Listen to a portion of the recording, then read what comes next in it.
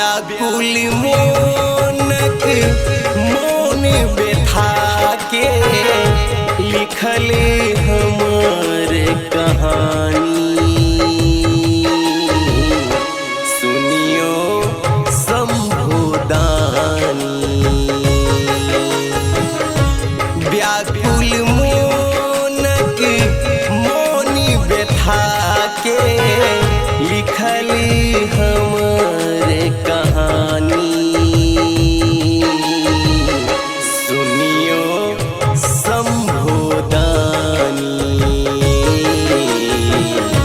सुनियो शंभुदानी।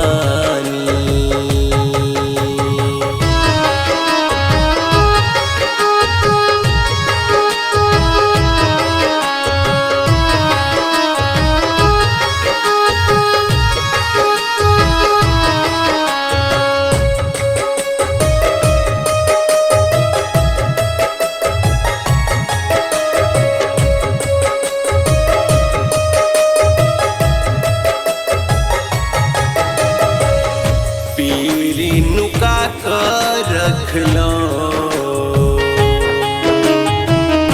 कहीं ने भोला सकलो। नोरी आँखी सा बहे जोरी सा रोकी नकरा पहला द्वारी के बहला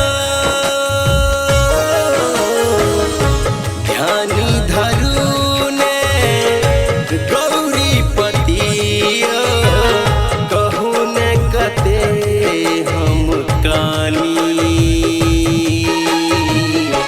सुनियो शंभुदानी सुनियो शंभुदानी।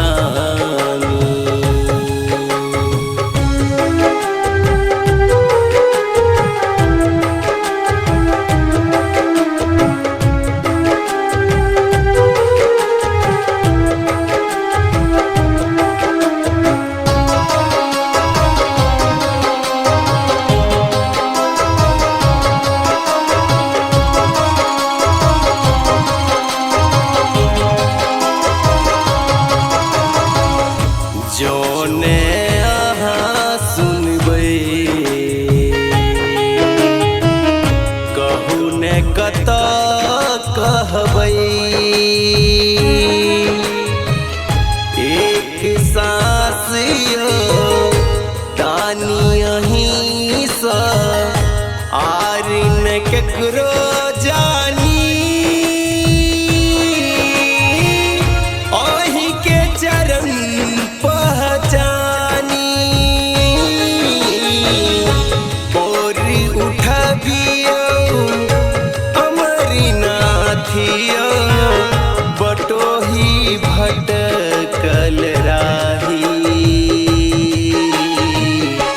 सुनियो शंभुदानी सुनियो शंभुदानी।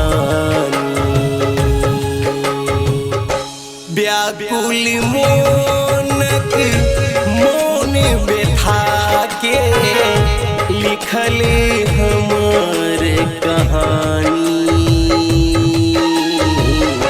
सुनियो शंभुदानी व्याकुल मोनक मौन बैठा के लिखली हमर कहानी। सुनियो शंभुदानी सुनियो शंभुदानी।